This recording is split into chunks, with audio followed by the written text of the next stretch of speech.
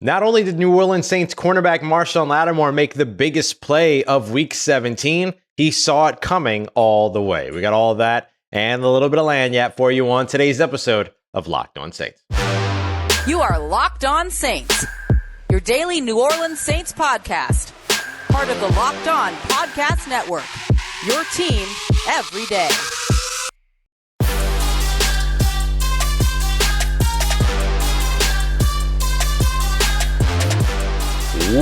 What is good, Who Dat Nation and Who Dat family? Welcome into another episode of Locked On Saints, your daily podcast covering your favorite team, the New Orleans Saints. Part of Locked On Podcast Network, your team every day. Thanks so much, as always, making Locked On Saints your first listen of the day every day. Don't forget, we're free and available on all podcast apps and on YouTube as well. And I'm your host, Ross Jackson, at Ross Jackson Nola on Twitter, your New Orleans Saints expert, credential member of the media.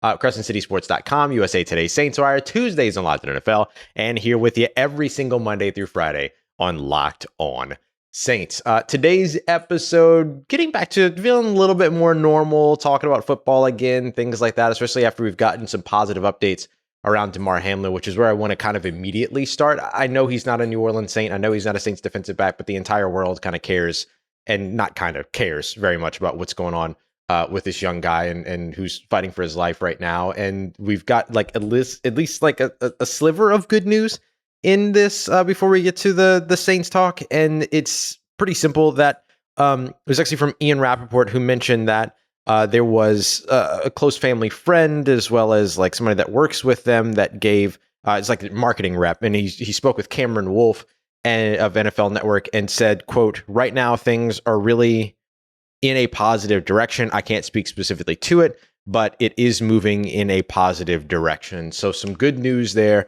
around Damar Hamlin, maybe a reason why it feels a little bit lighter today. So, and this is all happening at the same time that his toy drive, his GoFundMe, is now top $6 million. So again, if you want to do something great in Damar's name, you can contribute to that. The link is in the description, whether you're watching on YouTube or listening on the podcast side. I want to make sure that that's available for you. But I think we can get into a little bit more comfortably like Saints talk and stuff like that today. So on today's episode, we're going to take a look at why a win here in Week 18 is important for New Orleans, including also taking a look at like what's happening with Week 18. And there have been some question marks about what the NFL was going to do with this Bengals and Bills game. We have a little bit of resolution in terms of what's happening with Week 18, it looks like, but not full resolution just yet, which we might actually get while I'm recording this, so we'll see. But where I want to start first is Marshon Lattimore. It's Film Watch Wednesday, so I want to get to a little bit of a breakdown of his pick six and how he saw it coming the entire way. So that's what we're going to go through on today's episode of Locked On Saints. But I wanted to, Damar Hamlin should be kind of first and foremost in everyone's minds. I want that to be the same on the show as we get updates there.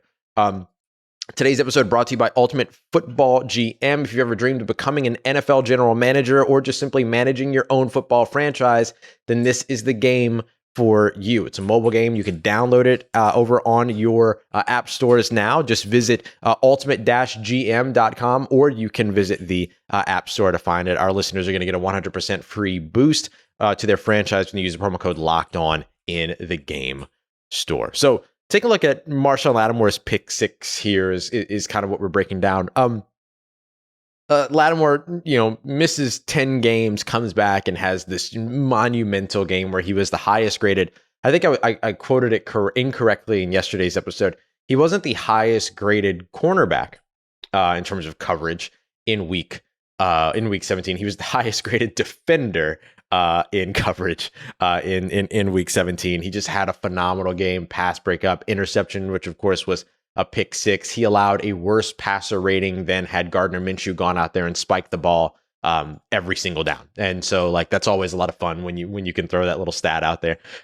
So he just had a remarkable game in his long-awaited return, which was a return that we weren't even sure that we were going to see. So how did he get it done? One of the things that he said to us after, or not to us, I wasn't at the game this time, but that he said to media that was present was that they had been running it all game, is what he said. They had been running kind of this quick slant all game.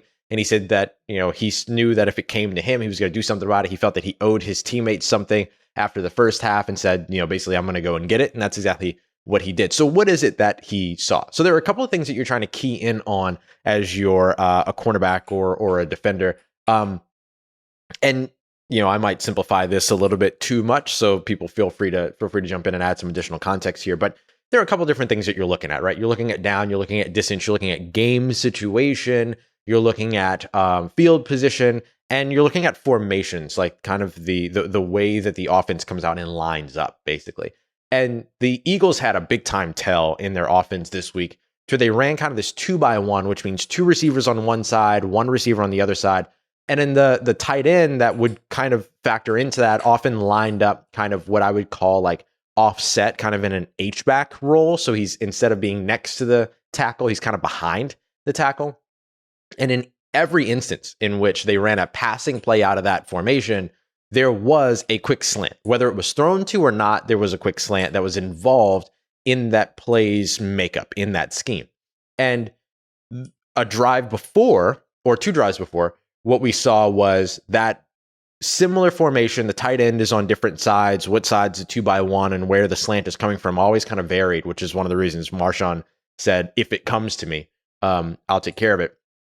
One of the series before, Devontae Smith was on the opposite side. He was by himself, and he ran a quick slant, and that ended up being like a 6-yard gain with Lattimore in coverage. So he saw this happen, and then basically kind of said, okay, if that comes to me again, it's mine.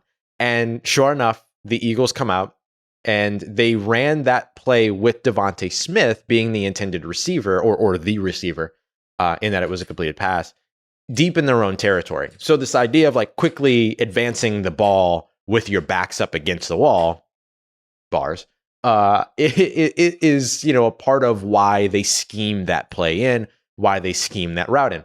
And so when Marshawn is looking at this being, a comfortable down and distance, the field position has the Philadelphia Eagles backed up.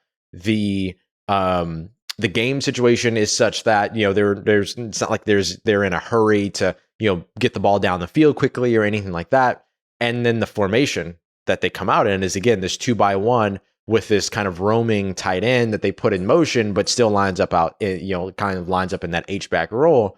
Marshawn sees this and goes, oh, this might come my way. And sure enough, it does. And sure enough, he's able to jump the route, get the interception. That momentum carries him towards the end zone, and bam, it's a pick 6. So it just kind of goes to show you that there's the film study preparation that happens before the game, so you could start to identify these things. And then there's seeing it in practice and adjusting your aggression based upon how you feel, what you've learned throughout a game. And we've seen this happen time and time again. Like, I always kind of go back to the Janoris Jenkins pick 6 as a really good example of film study and adjusting your aggression based upon what you're seeing in a game. Receivers will take different releases. Sometimes they take a release that's directly, straight up. Sometimes they take a stutter release. Sometimes they take what's called a spray release, which is where they kind of release from the offensive line diagonally towards the out of bounds, toward the sideline, while also still working upfield. And one of the things that Janoris Jenkins knew in that game against the Tampa Bay Buccaneers is that when the Bucs do that, then that receiver oftentimes comes off the spray release and runs an out route, particularly toward what's called the field side. So if you're on the left or right hash mark, the side where there's more field is called the field. The side where the ball is, so if you're on the left hash mark, your left side of the field is skinnier than the right side of the field. So the right side of the field would be called the field side. The left side of the field would be called the boundary side. And so particularly to the field side, they run those out routes. And Tom Brady is 43 years old, throwing an out route to the opposite side of the field. Stop it. Like, that doesn't need to be a part of your offense. You're not proving yourself to anybody. Janoris Jenkins, adjusts, sees that, attacks that route, and brings it back to the house. We see that now a couple of seasons later with Marshawn Lattimore, knowing the film study, adjusting his aggression to what he sees on the field, and then going out there getting a pick 6 and effectively winning the game in a game where the Saints, offense could not move the ball anymore in the second half. They picked up like 66 yards in the second half. 313 was their total. They had 247 in the first half.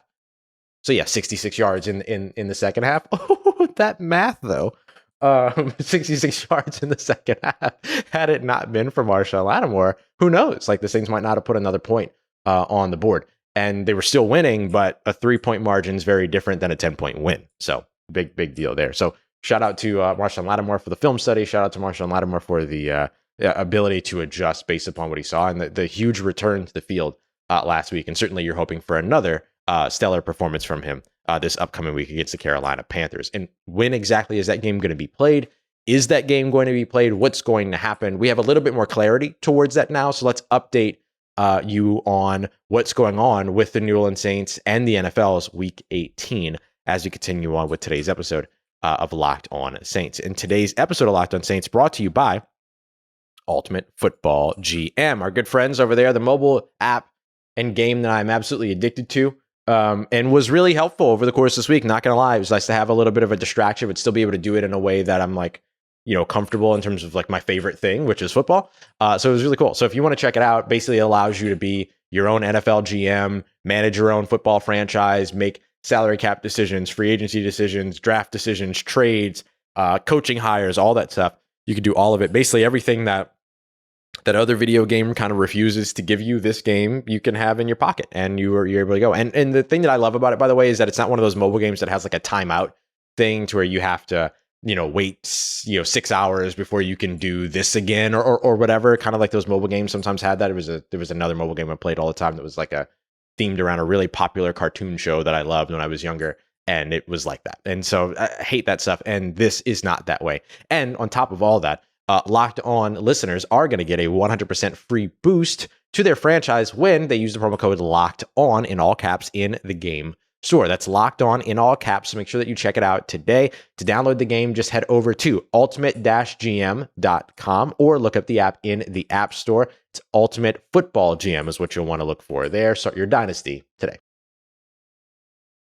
All right, family, continuing on with today's episode of Locked On Saints. What's going to happen with the New Orleans Saints Week 18 game? Well, it looks like not a lot is changing, but we might have a time now. It was kind of TBD or TBA on the time announcement there, but I think we actually have that information now. So let's get you updated on what to expect for the New Orleans Saints in Week 18 as they close out the season. Appreciate you as always making Locked On Saints your first listen of the day, every day for your second listen. You can go and check out Locked On Sports today. Really phenomenal stuff, including our Locked On Pitt host, Nick Fairbaugh, who covered Damar Hamlin in college, telling some of the stories around just the wonderful person that he is and all those things. So make sure you go and check that out. You can check out Locked On Pitt as well. Nick did a wonderful job there.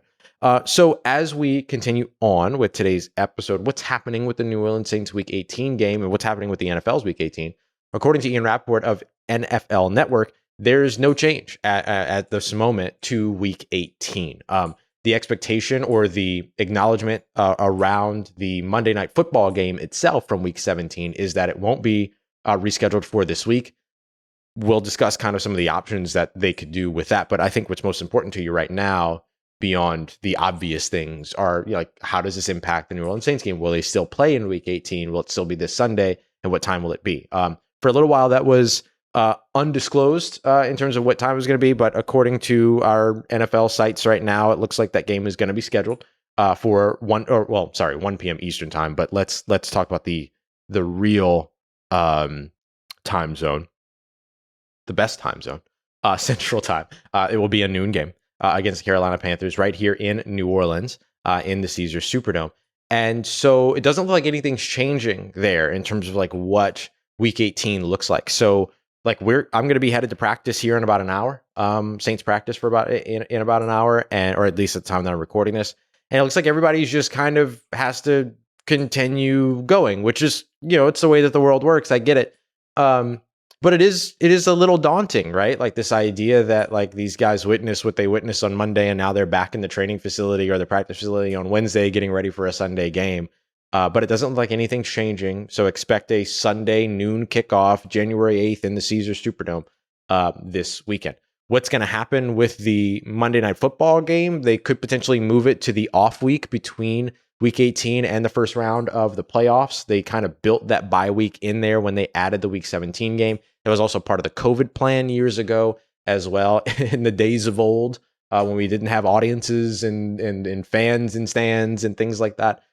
So that could potentially be what happens with that Monday Night Football game. But we'll see. They could also go no contest. They could call it a tie, all these other things. But in terms of what you're looking for as a Saints fan, looks like there's no change to this matchup. So The Saints will host the Carolina Panthers. Saints and the Carolina Panthers met back in week 3 of the season in Carolina. It did not go well for the Saints. They lost 22-14, and they also lost pretty much 2 top wide receivers in that game. They lost Jarvis Landry, who would play in London, but wasn't, the injury just kind of worsened at that point. And then Michael Thomas suffered his injury in Carolina as well. We didn't see him for the rest of the season. So not a great memory for the Saints in their last game in Carolina. The last time that the Saints played against Carolina in New Orleans, however, would be toward the back portion of last year. They won 18-10. They were at that time they would have been a 7-8 team going up against the Carolina Panthers, who only won 5 games last season. Not a lot the same between these two teams, honestly. Well, no, that's not true. Sam Darnold was the quarterback that week. Yeah. So they'll see Sam Darnold again this week. We've got the red rifle versus the red slingshot, or whatever we want to call Sam Darnold. And so that matchup's going to be there. I expect this to be another Taysom Hill heavy game. In that game that the Saints won last year, Taysom Hill was the starting quarterback. He went 17 of 28 for 222 yards and a touchdown. Pretty good day. He also added 45 rushing yards in that game. I wouldn't be surprised to see him tout the rock a ton this game up against Carolina, just like he did last week against the Eagles. It was interesting to sort of see them lean on Taysom early and then lean on Taysom late as a little bit of a closer. If I can borrow an NBA term from Jake Madison for a moment, having a closer out on the field to get that done. It's an interesting thing that, the end of the game, they ran QB power 4 times in a row and just kept kind of having Taysom Hill out there picking up, 6 yards, 7 yards, 5 yards, 4 yards where he could get it. And it was an effective way to close out the game. So very interesting to see if the Saints do that again this coming week, if they're in position to close out the game late, which is something they've had some trouble doing lately, is closing out those games. I mean, obviously, you look at Tampa as a very, very, I'm sure, not great example for you to remember on this Wednesday. And I'm so sorry that I did that to you. But how do they close out games from now on? Maybe Taysom is kind of the way to go about that, right? Keep churning the clock, keep picking up the first downs, keep picking up the yards, and then just keep running at them what it is that works. So it's going to be a fun game, I think, this weekend, despite the sort of cloud that will be hanging over it, an understandable cloud, an understandable presence that will hang over this game and every game in the NFL in Week 18. But as of right now, looks like no changes expected to the Week 18 calendar. So we're back at practice today. You'll get updates on all of that. Back at practice again Thursday and Friday. They'll have Saturday off. It looks like there's, obviously with nothing changing in the calendar, there will be some Saturday football this week, but the New Orleans Saints still scheduled for Sunday at noon against the Carolina Panthers. And getting a win against the Carolina Panthers would be an important win for them. And I want to discuss why, because I've kind of hinted at this topic a few times, but let's really discuss why this game is so important and what changes it could end up bringing up if you look at a loss or a win in this scenario. What changes for you and whose futures are kind of tied to the results of this game and the results of the end of the season, more like it. We'll break that down as we continue on to wrap up today's episode of Locked On Saints. Today's episode of Locked On Saints brought to you by LinkedIn, our good friends over at LinkedIn. I've always used LinkedIn when I was looking for jobs. And so if I was ever hiring for a job, I would use LinkedIn for that as well. So if you are a small business owner or a hiring manager, you know that you want to make sure that success in 2023, it's going to depend upon your team members that you surround yourself with. So finding people that are good fits for your culture, that are qualified, that are, efficient, all of these other things, you're going to want to make sure that you're finding all of those people that match your roles, in terms of their skills, their experience and all that as quickly as possible. And that's where LinkedIn Jobs comes in, because they can quickly attract qualified candidates to your open jobs by with their targeting tools. They've got an 875 million member profile base that you're going to be able to tap into. You're going to be able to identify the most qualified candidates on LinkedIn Jobs and then get you connected with them faster and for free. That's why LinkedIn Jobs was voted #1 in delivering quality hires versus their leading competitors by small businesses. LinkedIn Jobs helps you find the qualified candidates you want to talk to faster. Post your job for free at linkedin.com/lockedonnfl. That's linkedin.com/lockedonnfl to post your job for free. Terms and conditions apply. Let's get it, Who Dat Nation. Wrapping up today's episode of Locked On Saints with a look at why a win in Week 18 is actually important for the New Orleans Saints, even though their playoff contention, hopes, and postseason outlook is diminished, right? There's no path to the playoffs for the New Orleans Saints any longer. The Tampa Bay Buccaneers won last week, although the Saints won last week as well. That Tampa Bay win seals the NFC South for Tampa. And then the Minnesota Vikings loss ended up having a big impact on the New Orleans Saints as well, as a part of kind of that whole thing that had to happen for them to get into the playoffs. They were looking for the Vikings to beat the Packers, but for the Commanders to lose out, for the Packers to then turn around and beat the Lions, and there was like all these things that kind of had to happen. Oh, and the Rams needed to beat the Seahawks. There was a whole bunch of stuff that had to happen in order for the Saints to get that 7th seed. And, look, you look at the New Orleans Saints season and you think back to, like, if they could have closed out at home against Cincinnati, if they could have closed out a 13-point lead in Tampa, if they could have closed out a victory in Pittsburgh, like, there's a whole bunch of those ifs, shoulds, coulds, woulds, shoulda, coulda, wouldas, like all those things. And none of them matter. None of them matter because that's not the situation, right? The situation is that, like, they are where they are now. And so they have a chance here to finish the season with an 8-9 record, which would be one loss worse than they finished last season, where they finished 9-8. So just the reverse. And I think getting that 8th win is an important thing.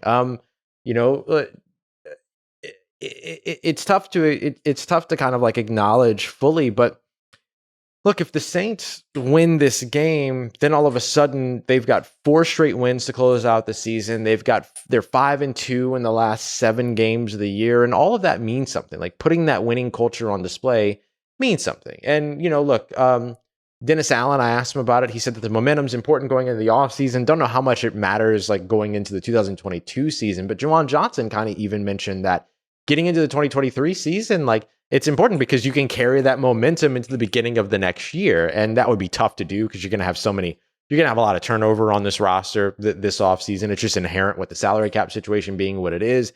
And then with them not being the powerhouse that they've been in the past. And so you're going to see some changeover, some turnover for the New Orleans Saints. But hopefully the people that are most important to the success of this team, they're going to be able to keep around. And for the most part, they should be able to. I mean, you think about the people that are most successful, that are on, or most important to their success, that are on their way out. You got Juwan Johnson, who's a restricted free agent, Blake Gillikin, who's a restricted free agent. I think I just rolled into restricted free agents there, but Blake Gillikin's still important. Caden Ellis, who is committed to his time in New Orleans and loves the fact that New Orleans has believed in him. Hopefully, he'll accept his role as homegrown talent and want to stick around as well, or embrace, his role as homegrown talent, and that makes him want to stick around. David Onyemata, same thing. Homegrown talent, should want to stick around. There's a lot of those pieces. Kentavious Street, I think he'll respect the fact that the Saints gave him an opportunity this year. He's loved it here in New Orleans. So I think that, like, the people that are most important to the success of the team that are outgoing free agents are going to want to stick around. And I think one more win this season kind of puts the nail in the coffin there. To make sure that, like, they do want to stay in New Orleans. They want to continue to invest in this organization, and the organization wants to continue to invest in them. But there are some people who, depending upon how the season wraps up here, if they can finish with 4 games in a row, that, like, this has major implications for. Like, this is massive if the Saints go on a 4-game tear to end the season for Dennis Allen. There's a lot of people calling for Dennis Allen's job. It seems unlikely that anything's going to happen with Dennis Allen. And I mean, it's kind of like what we pointed to at the very beginning of the year when they hired him, was that, like, that's kind of what we expected here on the show from the very beginning, was that no matter how poorly his first season goes, that he'll be back in week 2, in season 2, because he never got his quarterback. He never got his guy. And so customarily within the NFL, you kind of want to give a coach an opportunity with his quarterback. That's kind of the idea. But he didn't get the opportunity to do that. So no matter how bad 2022 would have ended up outside of like an 0-17 season, it seemed likely that Dennis Allen was going to be back in 2023 no matter what. Now he's got the chance to finish with 8 wins, which he was not able to do ever in in Oakland and all that. And so like there's a whole bunch of pieces that like work in his favor here. Andy Dalton's another one, right? Andy Dalton is, going to be a free agent at the end of the year, but it kind of feels likely, considering that the Saints have committed to him at the end of the season here, that they could end up going back to him. Now, Dennis Allen said something interesting at his press conference on Monday, where he said, we like him here, but that didn't feel like a real commitment to the idea of bringing him back in 2023. So he's leaving things open, which is the wise thing to do. But, a big game or a big win here, like it certainly does make sense that Andy Dalton could be back, even if he's brought back as a veteran backup to mentor a drafted quarterback or whatever, or as a veteran starter to mentor a rookie backup whose role is soon going to be the starter, right? Like those types of options are going to be there for New Orleans, and that could be a good gig for a guy like Andy Dalton, who'll be 36 years old in that season. So there's a lot of different reasons why this win at the end of the season has major impact. I think there's going to be changes on the coaching staff no matter what. The co-defensive coordinator thing, it seems unlikely that any team that the Saints would stick with that. Not that it was unsuccessful, but the idea of a single defensive coordinator makes sense. And it seems like Ryan Nielsen, Chris Richard, like those guys are going to get phone calls over the offseason anyway. I'm sure they want their own opportunities as well.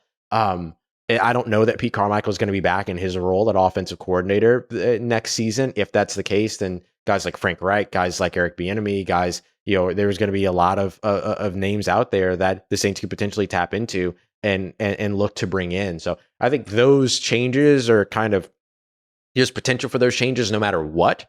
But for the Saints, like this is a big deal. This is a big deal because they're going to want to court free agents. They're going to want to bring free agents. They're going to want to court, their own guys to see the vision and want to stick around in 2023, where Tom Brady might not be playing in the NFC South. And even if he is, you've learned what you need to learn here in 2022, right? Like the NFC South division is probably going to be just awful again next season, unless the Carolina Panthers or somebody gets their next quarterback and all of a sudden like that quarterback goes off, like Desmond Ridder turns out to be him. You know what I mean? Then like, sure. But outside of that, like the Saints have a really good shot next season with the talent that they have on the roster, because the talent that they have on the roster next year should look an awful lot like the talent they have on the roster this year, outside of the fact that like there's going to be some turnover, like we mentioned before, but they've got more than enough ammunition to kind of reload what they lose over the course of this offseason. So I think that the Saints getting a win on Sunday, there's a lot of reasons to play. And I think everybody's going to go out on that field Sunday and Saturday. Like if Week 18 does truly indeed hold as we expect that it will, or as we've been told that it should by the NFL, everyone's got a common reason to go out there and play. Like everybody's got somebody to play for all of a sudden in Damar Hamlin. So I think it's going to be a good game. I think it's going to be good football. And I think there's enough purpose behind all of it for like people to get beyond there's no reason for them to play in the playoffs anymore, or they can't play in the playoffs anymore, so there's no reason for this game. There's a lot of reasons for this game. Some of it internal, some of it external. But a strong finish for the New Orleans Saints does mean something this weekend, and hopefully they're able to find a way to make that happen and realize their goal that they set after the Tampa loss, which was going 4-0 to wrap up the end of the season. So far, so good. They got one left to get. I appreciate y'all, as always, for coming through, making Locked On Saints your first listen of the day. Coming up later on today, be a little bit of a later second episode, because I'm recording the crossover with Julian Council, which will be Thursday's episode, and then I can record the tonight's show. So tonight's show is going to be about answering the biggest questions around the New Orleans Saints. So make sure you get some of your questions in, and I'll pick some of the biggest ones in terms of their future outlook. So we'll get into all of that as we continue on with our second episode later on today. In the meanwhile, make sure you go and check out Locked On Sports Today as well, available wherever you get your podcast and on YouTube as well. Appreciate you as always, making me part of your day, part of your routine, for always finding a way to say yes to me and this show. I cannot express how grateful I am. As always, if you see me say hi and trust Who Dat Nation, I'll holla at you.